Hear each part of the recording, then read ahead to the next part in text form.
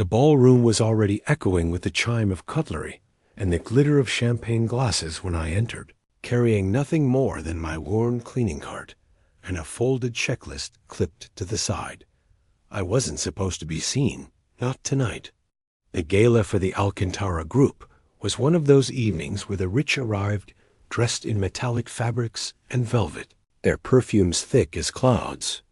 I had signed the roster as usual, thinking it would be another shift, wiping fingerprints from mirrored walls and sweeping confetti from marble. But as I crossed the threshold of the entrance, my heart snagged on a detail I couldn't ignore. There, in the corner near the check-in desk, lay a small object kicked aside by a guest's heel, a silver keychain, monogrammed with letters too familiar to me. A.H.C., my own initials, though my last name had never carried the weight of that surname. I bent, picked it up, and felt the cold metal sear my palm like a truth long denied. I tucked it quickly into the pocket of my apron before anyone could notice. The scent of disinfectant clung to me, as it always did, but tonight it felt like armor. I had grown up believing my father was a porter who died too young, my mother a seamstress who worked until her fingers stiffened. But that keychain carried the crest of the Alcantara Holdings Consortium Energy, construction, shipping. The richest family in Madrid, owners of half the skyline. It was impossible. And yet my breath told me it wasn't. I moved toward the service corridor, whispering to myself, steady, steady. Tonight, I was to keep the floors shining, the mirrors spotless, the chandeliers flawless. Instead, I found my eyes catching the shimmer of the women's gowns in the reflection, and in every polished surface, I saw ghosts of a life that might have been mine. The party swelled. Don Alejandro Alcantara himself, the patriarch, had arrived, tall and severe, his voice cutting through the music as he toasted. I watched from behind a column, my mop in hand like a soldier's pike. His words were smooth, rehearsed. To legacy, to family, to the future we build upon foundations of trust. Yet even as he said it, I remembered a letter my mother once hid inside an envelope marked only with my name. I had opened it years later, finding half-sentences, broken phrases, and the outline of a name she had crossed out violently Alejandro. I tried to push the thought away, but it stuck like bleach burns on skin. And then, as if fate conspired to strip me bare, one of the organizers rushed up to me with panic. The glass spilled near the stage clean it before the cameras start. Cameras, press, 100 eyes. I crossed the ballroom floor, bent low to polish the wine stain, and the moment my head lifted, I was face to face with Don Alejandro himself. He looked down at me with irritation, but then his eyes lingered a second too long on the edge of the apron, where the silver keychain had slipped out and dangled from my pocket. Silence cracked open between us. "Where did you get that?" His voice wasn't loud, but sharp enough to slice through the music nearby. Some guests turned their heads. I froze. Words jammed in my throat. "It was on the floor," I managed, my tone stripped bare. He reached, but I clutched it back to me instinctively, knuckles white. For a breath, his face betrayed something not arrogance, but fear. Then he straightened, as if erasing the weakness. "Return it," he said. "Now." I didn't. Instead, I rose slowly, my knees shaking, and answered with a quiet defiance that felt older than me. "It belongs to me." Gasps rippled. I saw a woman in pearls, his wife, I presumed, tighten her jaw. A younger man, perhaps his son, laughed dismissively, as if I had made a fool's claim. But I didn't laugh.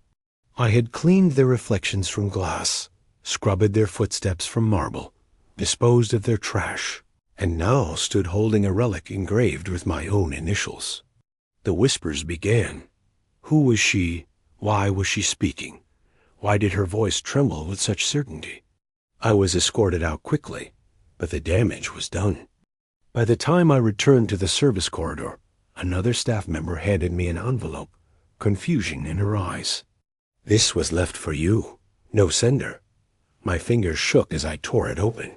Inside was a hospital record, yellowed with time, stamped officially. Date, April 1996. Place, Clínica San Juan, Madrid. Infant female, name recorded as Alma Hernandez Alcantara.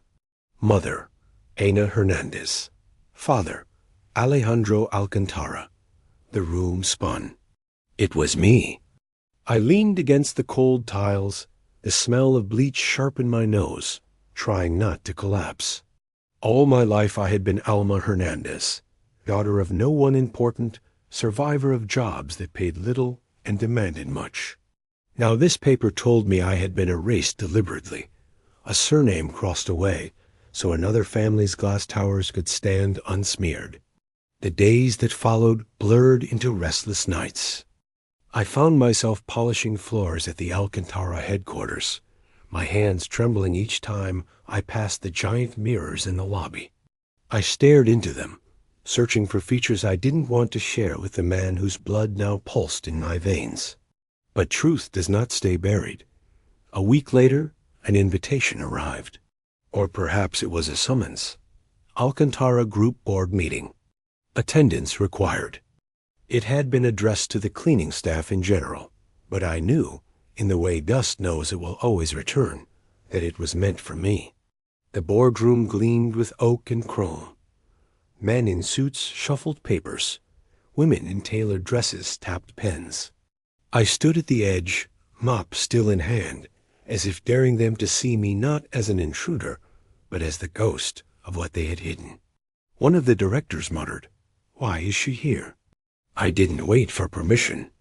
I pulled from my apron the documents, the hospital record, the keychain, and trembling but resolute, a notarized statement from the midwife who had been tracked down through a single line in my mother's letter. She had written it herself 2 weeks earlier, sworn before a notary. Yes, I delivered a girl that night. Yes, the surname Alcantara was written. Yes, it was later erased by order. I placed the papers on the long table, the smell of disinfectant from my gloves filling the room. "You speak of foundations," I said quietly, "but you built them over my mother's silence." The patriarch's son scoffed. "This is ridiculous. Anyone can forge papers." But before he could continue, one of the lawyers leaned forward, adjusting his glasses. "This hospital record matches sealed archives. And this statement, this notary, is legitimate." He paused, unease spreading. "If this is true, she has claim." The silence was heavier than marble. I felt both exposed and untouchable, like a mirror shattered but still reflecting. My whole life had been about cleaning away others' traces. Now I was leading my own, carved in documents they couldn't erase. And so the confrontation had begun. The meeting dissolved in mutters and restless glances, but the damage had been planted like bleach seeping into cloth. It could not be unseen, could not be undone. I left the boardroom carrying my cart, its wheels squeaking softly, a sound that felt absurd against the weight of what had just transpired. I had entered with a mop. I had left having struck a crack into the marble wall of their empire. In the days that followed, I was watched. 2 men in dark suits loitered outside the service entrances when I arrived, as though a house cleaner needed surveillance. Colleagues whispered to me, urging caution. "They're powerful, Alma." "Don't push further," one warned, her hands deep in a bucket of frothing soap. But truth is like the scent of disinfectant. It clings, sharp and undeniable, no matter how many times you change your uniform. I began digging quietly. A cousin of my mother remembered a shoebox she had once hidden under the bed. When I pried it open, inside were letters folded, brittle, written in my mother's hand. Most were desperate appeals for recognition, addressed to Alejandro, never answered. One carried the most damning detail. "If you refuse to sign the testamento acknowledging Alma, then at least stop pretending she never existed." A will, a testament. Somewhere there had to be a version that bore my name. The search consumed me. I combed through dusty archives, requested access to public registries, traced the lines of property transfers like following streaks of polish across a floor. And then, as though the universe finally yielded, a clerk slid across the counter a thin copy of a document stamped from 1997. It was brief, barely 3 pages. But there, at the bottom, written in the same bold hand I had seen on countless press releases, were the words, "In recognition of my daughter Alma Hernandez Alcantara, provision shall be made." The ink ended abruptly, the page smudged, but the seal of a notary gleamed intact. My chest burned as I held it. A testamento incomplete, perhaps revoked, perhaps buried. But it was proof enough that he had once acknowledged me, before erasing me again. I folded it into a plastic sleeve, the kind I usually used for cleaning schedules, and pressed it flat as if it were the fragile glass surface of a mirror. The next confrontation was no longer avoidable. Rumors had leaked. An anonymous journalist left me a voicemail, her tone clipped, professional. "We know about the documents. If you're ready to speak, the press is ready to listen." I hesitated. My life had always been private, invisible, like the shine on a floor no one praises until it dulls. To step into the light meant ridicule, scrutiny, danger. Yet silence meant suffocation, so I agreed. The press conference was set in the Seguo Espelhado of the Alcantara headquarters, the mirrored lobby that reflected wealth at every angle. I arrived early, bucket and mop in hand, because habit was the only thing that steadied me. As journalists filled the space, their cameras flashing like sparks against the glass walls, I found myself staring into the mirrors. My reflection looked smaller than I felt, apron creased, gloves powdered with chalky residue. But behind me, the reflection of the empire loomed, distorted in the glass as if mocking itself. When Don Alejandro entered, the crowd hushed. He carried his age with stiffness, jaw tight, eyes scanning for control. He did not greet me. He stood before the microphones and began with his usual composure. "There have been unfortunate rumors." I interrupted, voice steady, though my knees quaked. "They are not rumors, they are records." Gasps followed. Journalists leaned forward. I lifted the sleeve containing the testament, the hospital record, the keychain. My hands trembled, but my voice did not falter. "I am Alma Hernandez. My mother was Ana, and this man is not only the patriarch of this company, but the father who denied me." The silence after was suffocating. Then questions erupted like glass shattering. "What proof do you have? Are you prepared for legal action? Is this blackmail?" I laid the papers on the podium, each like a tile in a mosaic of truth. The notarized birth record, the midwife's sworn testimony, the fragment of the testament. The smell of disinfectant from my gloves reached my nose, acrid, grounding me in the absurdity of standing there with cleaning supplies while announcing a lineage. Alejandro tried to speak, but a lawyer for the group cut in, his face pale. "These documents, they bear official seals. They must be verified." A woman journalist raised her voice. "If proven, does this mean Alma is an heir to Alcantara Holdings?" The weight of the word heir made my pulse stutter. Not for money, I had survived without it, survived with mop and bucket, but for recognition. For the name my mother had whispered into her pillow and been denied. Alejandro slammed his hand against the podium. "This is absurd. She is a cleaner. She belongs." He caught himself, but too late. The word he had almost said below hung in the air like a stench. And the cameras caught everything. The conference ended in chaos.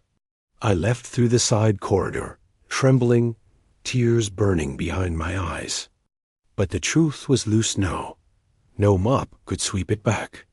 The days that followed were a storm. Headlines blared. "Hidden daughter of energy magnate emerges. Cleaner claims legacy of Alcantara fortune." Outside my small flat, reporters gathered. My colleagues at work avoided me, some out of fear, others out of envy. I clung to routine scrubbing tiles, rinsing mop heads, polishing mirrors, because it reminded me I still existed in a world where cleanliness was concrete, unlike the haze of scandal. Yet beneath the exhaustion, I felt something new, dignity. For years I had bent my back so others could see their reflections flawless. Now, when I stood in front of the mirror, I no longer avoided my own eyes. The case went to court quickly. The Alcantaras sought to dismiss me as an impostor. Their lawyers brought files, charts, genealogies. But each time they presented denial, my evidence shone like disinfectant cutting through grime. The hospital record was authenticated. The midwife testified in a voice as brittle as old glass. Swearing under oath, she remembered my mother's tears and the surname written, then erased. The testament fragment, though incomplete, bore the genuine seal of the notary who confirmed its origin. The courtroom felt like a ballroom, inverted, no gowns, no chandeliers, only harsh light and the smell of paper. Alejandro sat stiff, refusing to look at me. His wife's gaze was like frost. Their son smirked, tapping his pen as though this were entertainment. When my turn came to speak, I rose slowly. All my life, I began, I have cleaned spaces that were never mine. I have polished the evidence of others' wealth while hiding my own emptiness. Tonight, I do not ask for riches. I ask for recognition of what cannot be erased. You may try to scrub it away, but truth leaves a stain, and I am that stain. Some laughed bitterly. Others shifted uneasily.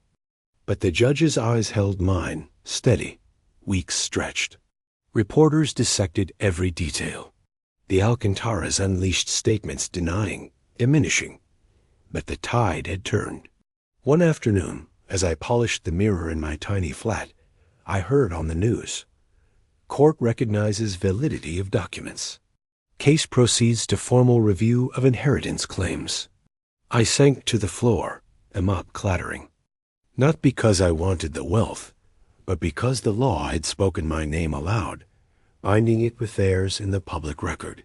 The final confrontation approached. The board of Alcantara Holdings scheduled an extraordinary session, this time with press invited, to address matters of succession and legacy. I was summoned to attend. As I dressed that morning, I chose not a gown, not a suit, but my cleaning uniform. I wore it washed, pressed, gloves folded neatly in my pocket. Let them see me as they always had, because I had nothing to prove by changing. The lobby gleamed as always. Mirrors spotless, floors waxed. My own reflection trailed me as I stepped into the boardroom where the press had gathered, cameras flashing. The chairman read the statement. In recognition of verified evidence, the board acknowledges Alma Hernandez Alcantara as legal daughter of Alejandro Alcantara. The words rang like bells inside me. Alejandro rose, his face carved of stone. I will never accept this, but it no longer mattered. The camera's word, recording every twitch of his jaw, every syllable of his refusal. But it was not his acceptance I sought. It was truth, spoken into air thick with witnesses, and now it belonged not to him, but to history. I stood with my hands folded before me, the gloves tucked neatly, the faint scent of bleach still clinging to them.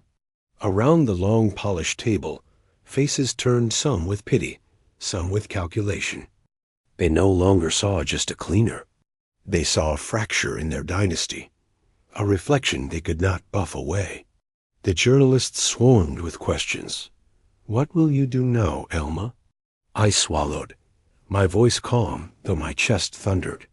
I will continue my work, because work is dignity. But I will no longer clean away my own name. It is written, and it remains. The words, once said, did not feel rehearsed. They felt lived. The statement was entered into record. The judge, present as arbiter, nodded gravely. And so, the legal acknowledgment became final. Not a coronation, not a fortune handed to me on a platter, but a restoration of something that should never have been stripped: identity. Outside, the crowd had gathered.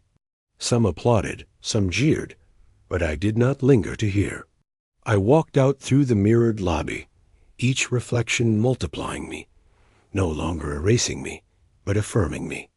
In the weeks after, the Alcantaras moved to protect their assets. They shifted funds, reshuffled board members, and whispered of loopholes. But nothing could alter the registry that now bore my name alongside theirs. It was like bleach spilled on fine fabric. No matter how they tried to cover it, the mark remained undeniable. I returned to my shifts. It surprised some, even angered others. Colleagues asked, "Why still mop floors when you're acknowledged as one of them?" But I answered softly, "Because this is what steadies me. The shine of a floor, the clarity of a mirror. It reminds me of what truth feels like. Simple, honest." And yet, something in me had shifted. Where once I bent quickly when wealthy guests passed, now I walked upright. Where once I lowered my eyes, now I met gazes head-on. One evening, as I polished the grand staircase of the Alcantara Museum, a wing recently opened with funds from their conglomerate, I was approached by a curator. She looked at me with hesitant respect. "Senora Hernandez Alcantara," she said, the surname stumbling on her tongue. "Would you consider speaking here?" "About your story?" I hesitated, mop in hand. "Why?" "Because the public needs to see legacies are not only marble and oil paintings. They are people." So I agreed. The auditorium filled, not with shareholders, but with ordinary worker security guards, janitors, waiters, porters. The same invisible army that sustained the gleam of elite towers. I stood before them, not in robes, not in finery, but again in my uniform, freshly pressed, gloves folded. I told them of my mother's silence, of letters crumpled and hidden, of a keychain that rolled into my path as though fate demanded I pick it up. I told them of mirrors, of stains, of documents that cannot be scrubbed away. I told them that dignity is not granted by inheritance, but by refusing to deny who you are. When I finished, the applause was not thunderous. It was steady, like a broom's rhythm across the floor. And it was enough. Months later, the Alcantara Group released a statement. A portion of their annual profits would fund scholarships for children of workers in their companies. They claimed it was corporate responsibility. I knew better. It was a concession, a symbolic cleansing in the face of public scrutiny. But it mattered. Somewhere, a child like me might not grow up erased. I never asked for vengeance. And so, I felt no triumph in Alejandro's decline, though I saw it. His posture bent, his voice weakened in interviews, his legacy cracked. But I did not seek his fall. I sought my rise into visibility. One spring afternoon, I walked again through the mirrored lobby. This time, a young janitor greeted me shyly, mop in hand. "Senora Alma," he whispered, "I watched you on the news. You give us hope." I touched his shoulder gently. "Then carry it forward. Keep things clean, not just with mop and cloth, but with truth." He smiled, and I saw in his reflection not invisibility, but quiet pride. At home, I placed the keychain on my knitstand. I no longer hid it. The silver gleamed, monogrammed letters sharp against the light. It was not wealth, not empire, but symbol a reminder that identity once denied can be reclaimed. I think of my mother often. When I wring out cloth soaked with bleach, I hear her voice telling me to endure.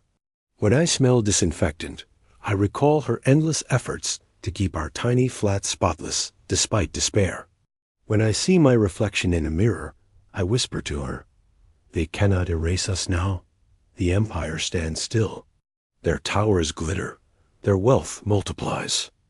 But amid their marble, my name is etched like a faint line across glass visible only if you look closely, but permanent nonetheless. And in that permanence, I find peace." Because my life has been floors polished until they gleamed, mirrors wiped until they revealed. And now, my story is the same. A floor no longer walked upon unnoticed, a mirror that finally reflects not only others, but me. That is enough. And so, when I lift my mop each morning, I do not feel servitude. I feel continuity. My work is still labor, yes, but also witness proof that dignity endures even among marble halls. For legacy is not only measured in shares or skyscrapers. Legacy is also measured in the woman who refused to let her name be scrubbed from the record, who stood in gloves smelling of bleach and said, in front of witnesses and cameras, I exist. And I do.